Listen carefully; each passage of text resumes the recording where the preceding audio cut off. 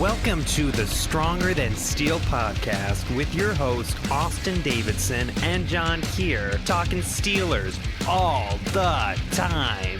Now, here's Austin and John. Hello, everybody, and welcome back to the Stronger Than Steel podcast. Today, I am doing a solo episode. Unfortunately, we had some stuff come up. John had to go into work today, so we weren't able to record a episode together. However, we will be each posting our prospects for the interior offensive line, which is what we're going over today, separately, but they'll both be on YouTube before the draft and SoundCloud. So watch out for his. I think mine will be going up first. I'm unsure, though, but let's hop into it. We're talking about interior offensive line, and obviously we know the Steelers lost Ramon Foster this year. I mean, they still have David DeCastro as a starter. They still have Marquise Pouncey, but the depth behind the offensive line isn't great because you also lost B.J. Finney to the Seahawks. So now you're thinking you got Wisniewski, and now you maybe have to think for the future because Wisniewski's not a long-term he's not a long-term solution to this problem. You still need a guard to be ready to take over, and that makes interior offensive line one of the most needed positions in this draft because, I mean, the Steelers need a guy for the future here. I mean, besides nose tackle, there isn't really a more needed position. I don't think low of Wisniewski. It's just how long he's going to last with the Steelers is not going to be long. He's a veteran. He's not a long-term option. So let's talk about some of the prospects I have. I have Tyler Biadasz, the center from Wisconsin. I have Logan Stenberg, the guard from Kentucky. I have Nathani Muti, the guard from Fresno State. Then I have Solomon Kinley, the guard from Georgia. And I wrapped it up with Dalshawn Dixon, the guard from San Diego State. So I got 5 prospects today. I think overall we're going to be looking at 9. And if John gets a draft profile up, we have 10 prospects in total together. So let me talk about Biadasz, which took me forever to learn his name because, I mean, I think it's Polish. It's spelled Biadaszz, and it's pronounced Biadasz. I don't know how that works, but you know what? I've learned it, and I've come far in this process trying to learn names. But he is 6'4" and 314 pounds, and despite coming out of high school in Wisconsin as the Tim Crumry Award winner for top defensive lineman in the state and first-team All-State accolades in both his junior and senior seasons on the defensive line, Wisconsin decided to focus on him being an honorable mention All-State pick for his offensive line work, and it paid off. As a redshirt freshman, he was able to start all 14 games at center, being named Freshman All-American and third-team All-Big Ten for his efforts. In 2018, he upgraded to All-Conference and was starting all 13 games following the season. Then following the season, he got hip surgery, but was still able to play strong in all 14 games in the season, winning the Remington Trophy for Nation's Top Center, also being a finalist for the Outland Trophy, earning first-team All-Conference honors and also Associated Press All-American. After being declared the best center in football, it only made sense for Biadasz to forego his senior season and declare for the draft early. So, starting with what's good with him, he had to be doing something right. He's able to start 3 years at center, helping create holes for one of the best rushing offenses in the entire nation, and help Jonathan Taylor break records with his run blocking. Where I saw Biadasz succeed the most is when they let him go out in space and get to the second level from the center position. It's reminiscent of Marquise Pouncey getting out as lead blocker. Not quite as fast, but just as successful at the college level. Then being a 3-year starter, he has learned to be able to identify and communicate with the line, the protection duties pre-snap, so he can control the offensive line if necessary. And again, if you see what they did as a whole, he had to be doing something right. It was probably because he played with consistency, replicating his technique snap to snap, showing an accurate, quick punch that allows him to get first contact nearly every time. Then he's good at finding work. If he doesn't have a direct responsibility, he works well playing shoulder-to-shoulder with his line mates on double-team blocks.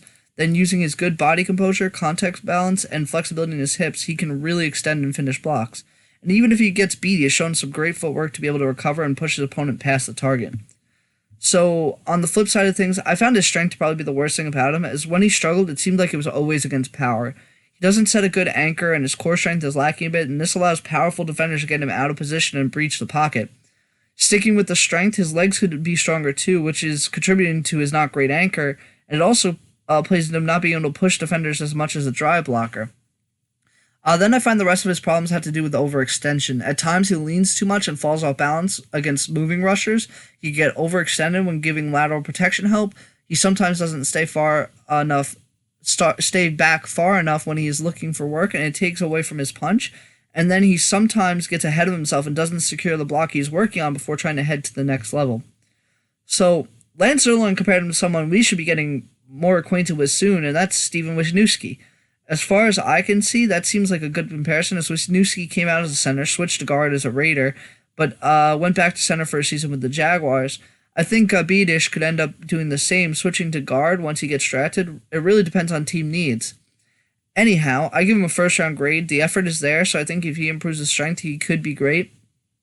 It's funny to me, though, that others don't see it that way. A lot of people have him as a second-round pick, despite coming out as literally the best at his position in the entire nation. And more frequently, I've seen him as a third-round pick. To me, that's wild. And keeping in mind that NFL sources are saying the media has mock drafts terribly wrong this year, I'm thinking he's going to be a first-rounder. I think he might be a very late first-rounder, but that's my guess. If not a first-rounder, he's 100% a second-rounder. I can't see him falling into the third round. So I watched his game versus Michigan State in 2019 versus USF in 2019, which were both terrible. They were both blowouts in Wisconsin's favor. So, I mean, they weren't the greatest to watch, but I watched versus Iowa in 2019 as well, and that gave me a better look.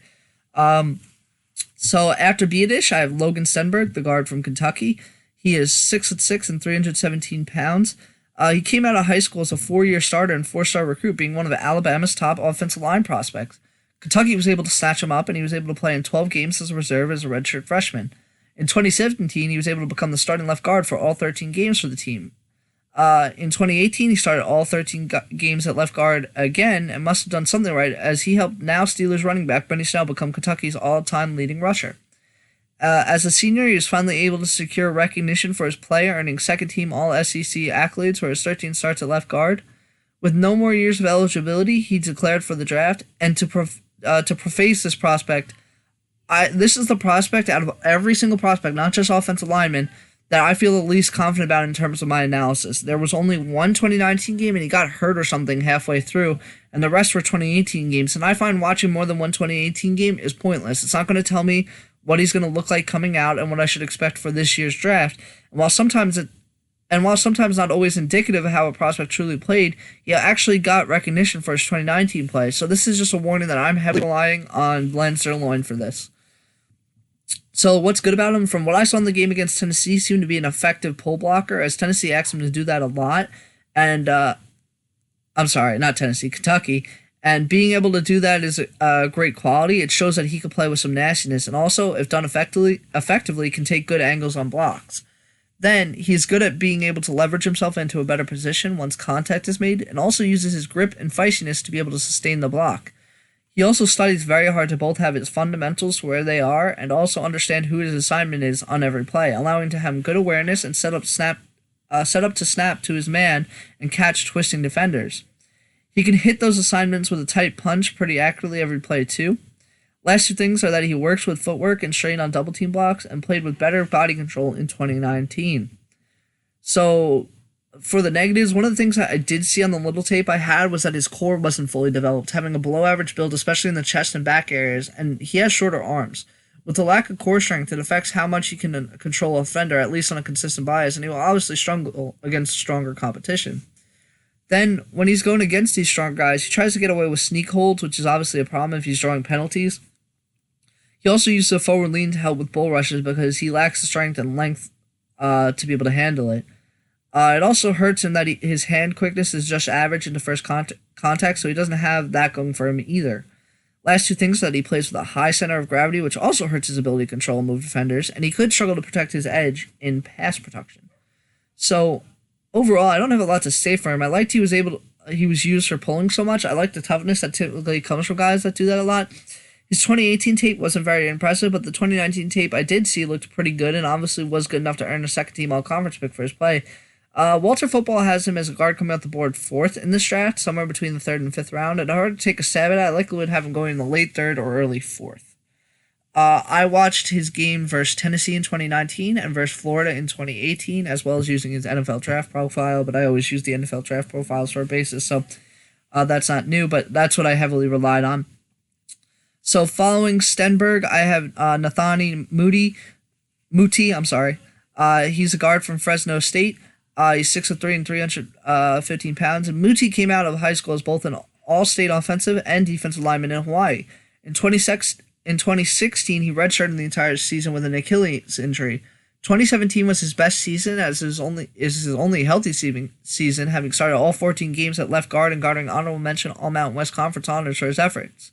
Unfortunately, his 2018 season got derailed after starting the first 2 games at left tackle before rupturing his Achilles.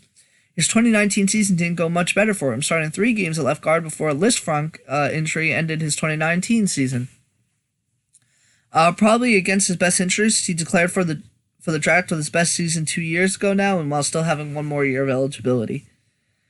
So what's good about him is his strength his strength isn't his strength and size. The man has a whopping 44 reps on the bench press, tied for the most since 2012 at any position. It's also the most by an offense. It's tied for the second most by an offensive lineman since 2006. So he also has the size of an NFL guard, being thick-boned and having excellent mass throughout his frame. And if you couldn't already tell that by how strong he is, he has excellent mass throughout his frame. And if you couldn't tell already by how strong he is by doing 44 bench reps. Anyhow, he's essentially a human bulldozer. His initial punch is very heavy, and it shows with his ability to come off the snap and immediately knock a guy back. This also allows him to be able to give him a rare advantage in getting to the second level, often getting his first man pushed back quicker than a normal offensive lineman, and then being able to maintain that power to get to the next block. It also makes him a ridiculously good drive blocker. It's tough for opponents to set up a strong anchor against him. Speaking of anchors, he's not just strong in his arms, he has a leg strength to be able to set a good anchor against bull rushers. Then he has the grip strength to be able to sustain his blocks and create extra time for his quarterback. Lastly, he doesn't just rely on strength, he has efficient inside hands and pass protection. So the negatives, I gotta start with the obvious. In 4 years, he's only able to start 19 games, and subtracting the games he got injured, he's only been able to start 17 full games. That is not a large sample size at all, and these injuries were serious. He came into school with an Achilles injury, ruptured his Achilles in 2018, and then got a major foot injury in 2019 season. Durability is an obvious concern, and he may not be able to come back and play well following his most recent injury. It's always up in the air following injuries like that. Then as for his actual play, I feel like a lot of his problems had to do with control in one way or another. He doesn't play with his hands and feet in unison. He plays with a forward lean and pass protection and on positional blocks, and that needs to be controlled. Then his initial footwork lacks control and discipline, and then his body control while trying to sustain a block and become ragged. Then he is much slower. There's a chance he could have been the slowest offensive lineman at the combine had he participated. He's going to be limited as a pull blocker at the NFL level and will also struggle against sub-package quickness and rush counters. Last thing is that he turns his feet out after setting his stance, sitting down heavily, and this takes away from his balance and recovery abilities.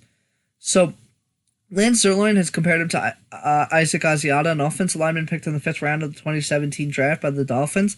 While the size matchup, I don't think you're going to find a comparison to Muti coming out. He's rather unique with how strong he is and how little games he played in college. So, I saw some tape where he looked like an early second rounder, including the little 2019 tape I saw. The question is really going to be about his health. For me, he projects as a 5th round pick due to the injury history, but he could fall into the 6th. There's just too much risk involved for me to give him a higher grade than that, but I will admittedly say that he could be one of the bigger steals in this draft because if he could stay healthy and play at the same level I saw him play, he could easily play at a 2nd round level for a team. So, surprisingly, I got to watch highlights of him. He's the only offensive lineman that had a highlight tape. I mean, it's because he's so strong and pushes guys around. So I watched his highlights versus USC in 2019 and versus Minnesota in 2018. So my next prospect is Solomon Kindley, the guard from Georgia. He is 6'3" and 337 pounds. Kindley was a Class AAA second-team All-State pick and 3-star recruit from Florida before committing to Georgia. He played as a reserve in 1 game in 2016, but in the following year he was named to the All-American freshman teams after starting 7 of 15 games at right guard in 2017. As a sophomore, he was a 14-game starter at right guard and was able to win the team's Most Improved Player award on offense. In 2019, a right leg injury kept him out of 2 games, but he was still able to start 11 of 13 games at left guard for the season. Following the season, he decided to forego his senior season and declare for the draft. So what's good about him is he's got the wide frame you'd want out of an NFL guard from his chest down to his ankles. I am not super confident, but I think he could have been a top 5 performer in the bench press had he participated. Definitely a top 5 guard, I think, if you take away the tackles. It showed up in his punches a lot, offering a solid pop with his hands and pass protection, and apparently held on against expected first-round pick Javon Kinlaw's power rush. He showed power everywhere, though, combining his upper body strength with the power in his hips, and he has the ability to grip opponents and steer them off balance. Then, surprisingly, for a guy his size, he plays light on his feet, consistently shuffling them around his target to wall them off from getting to the quarterback. Last thing is, he plays with a nasty feel of demeanor, and is shown to be able to get into his opponent's head at least once per game because of it. So, on the flip side, watching his tape, 3 things immediately come to mind in terms of negatives from him, and those are that he is not good at blocking on the second level, shown bad angles and missing a bunch of blocks when pulling. Then he ends up on the floor way more than the average lineman in all the games I watched besides one. He ended up on the floor at least once, and his game against LSU was more than once. And thirdly, his play is inconsistent. There were times where he looked really good and other times where he looked really bad.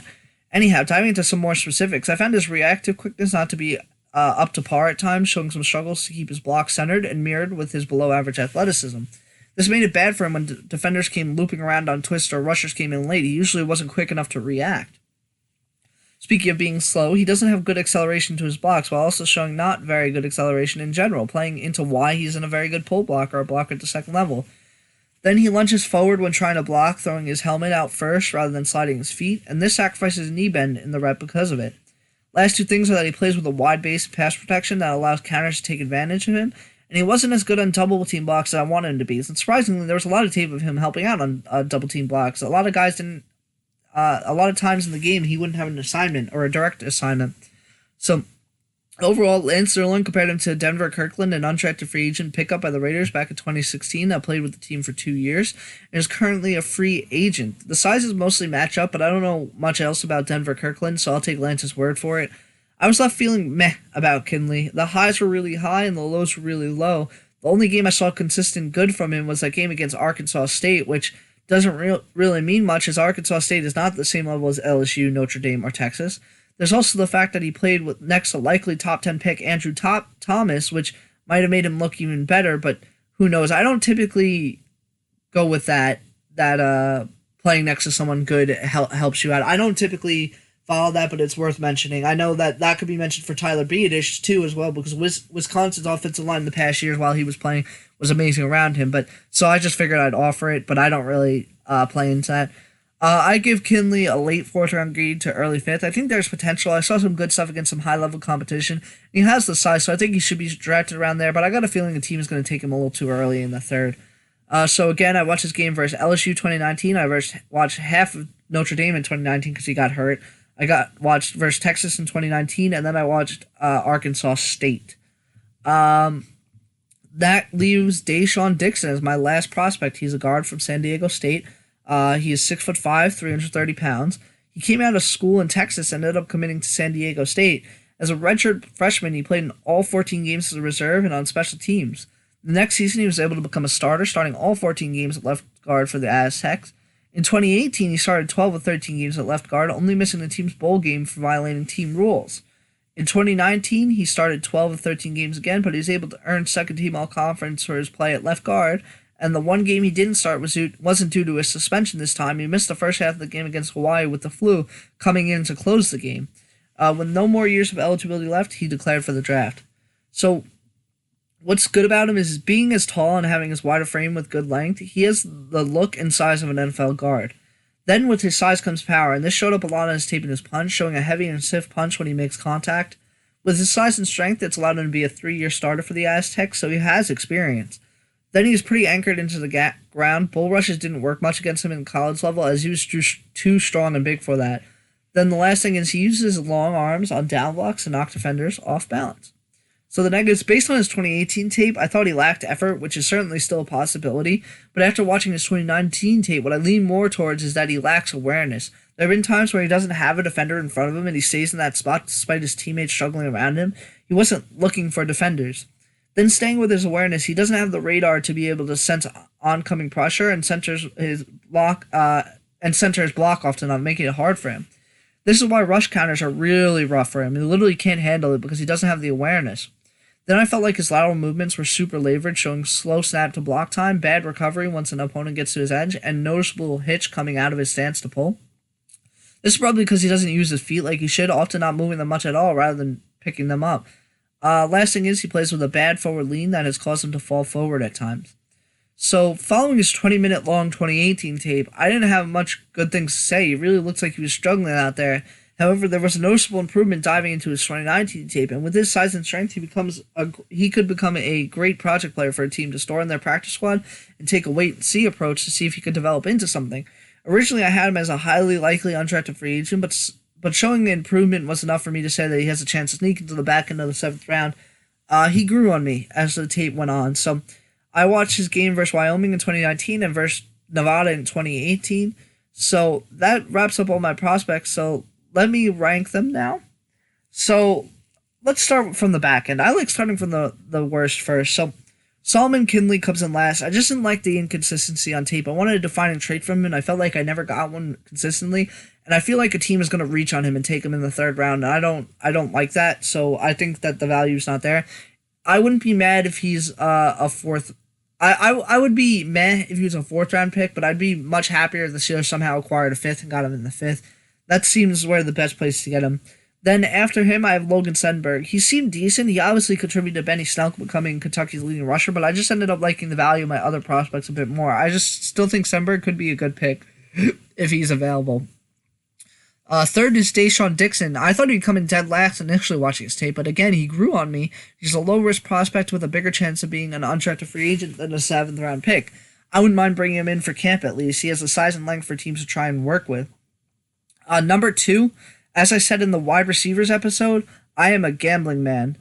So I like Nathani Muti, but what I especially like is low-risk, high-reward players, and Muti is exactly that. For a 6th round pick, if he could just stay healthy, you have yourself a 2nd round pick instead. I would not mind it at all. That strength is ridiculous and rare.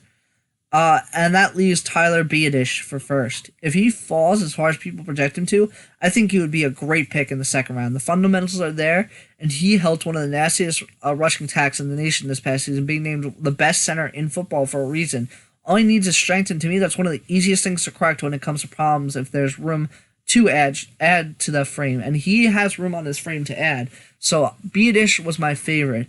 But basically, besides Kindley, I think I'd be happy with any of those guys if the Steelers were able to get them.